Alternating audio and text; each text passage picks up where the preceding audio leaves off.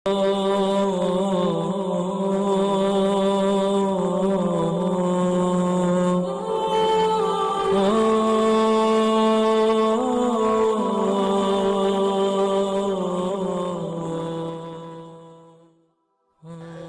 اللہ الرحمن الرحیم۔ تمام ناظرین اور سامعین کو حسنین خان کا خلوص بھرا سلام۔ میں ہوں حسنین خان اور آپ دیکھ رہے ہیں 14 ستارے یوٹیوب چینل۔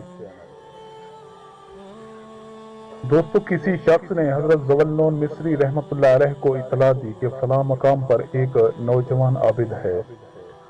اس اطلاع پر جب آپ اس سے نیاز حاصل کرنے پہنچے تو دیکھا کہ وہ ایک درخت پر الٹا لٹکا ہوا اپنے نفس سے مسلسل یہ کہہ رہا ہے کہ جب تک عبادت الہی میں میری ہم نوائی نہیں کرے گا میں تجھے یوں ہی اذیت دیتا رہوں گا حتیٰ کہ تیری موت واقع ہو جائے۔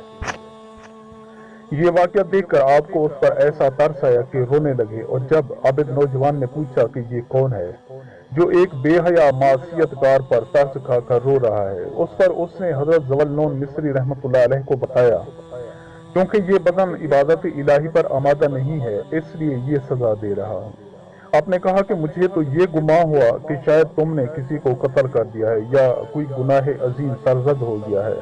اس نے جواباً کہا کہ تمام گناہ مخلوق سے میل جول کی وجہ سے جنم لیتے ہیں، اس لیے میں مخلوق سے رسم و راہ کو بڑا گناہ تصور کرتا ہوں۔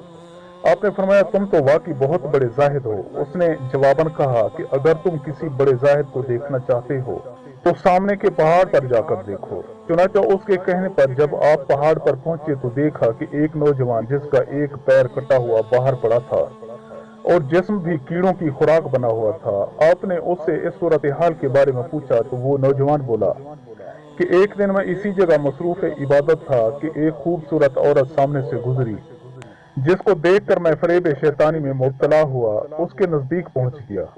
اس وقت مجھے یہ ندا سنائی دی کہ اے بے غیرت، 30 سال خدا کی عبادت و اطاعت میں گزار کر آج شیطان کی عبادت کرنے چلا ہے، لہٰذا میں نے اسی وقت اپنا ایک پیر کاٹ دیا۔ اب آپ ہی بتائیے کہ آپ مجھ جیسے گناہ گار کے پاس کیوں آئے ہیں، اور اگر واقعی آپ کو کسی بڑے زاہد کی جستجو ہے تو اس پہاڑ کی چوٹی پر چلے جائیے۔ لیکن جب پہاڑ کی بلندی کی وجہ سے آپ کا پہنچنا ناممکن ہو گیا تو اس نوجوان نے خود ہی اس بزرگ کا قصہ شروع کر دیا۔ اس نے بتایا کہ پہاڑ کی چوٹی پر ایک بزرگ ہیں، ان سے ایک دن کسی نے یہ کہہ دیا کہ روزی محنت سے حاصل ہوتی ہے۔ بس اس دن سے انہوں نے یہ عہد کر لیا کہ جس روزی میں مخلوق کا ہاتھ ہوگا وہ میں استعمال نہیں کروں گا۔ اور جب بغیر کچھ کھائے پیے چند دن گزر گئے تو اللہ تعالیٰ نے شہد کی مکھیوں کو حکم دیا کہ ان کے گرد جمع ہو کر انہیں شہد مہیا کرتی رہیں، چنانچہ ہمیشہ وہ شہد ہی استعمال کرتے ہیں۔ یہ سن کر حضرت ذوالنون مصری رحمۃ اللہ علیہ نے درس عبرت حاصل کیا اور اسی وقت سے ریاضت و عبادت میں مصروف ہو گئے۔ پیارے دوستوں، میں امید کرتا ہوں کہ آپ کو میری یہ ویڈیو اچھی لگی ہو۔ اگر آپ کو میری یہ ویڈیو اچھی لگے تو پلیز آپ میرے چینل کو سبسکرائب اور اس ویڈیو کو لائک ضرور کیجیے، اور اپنی قیمتی آراء کا اظہار نیچے کمنٹ سیکشن میں کرنا مت بھولیے۔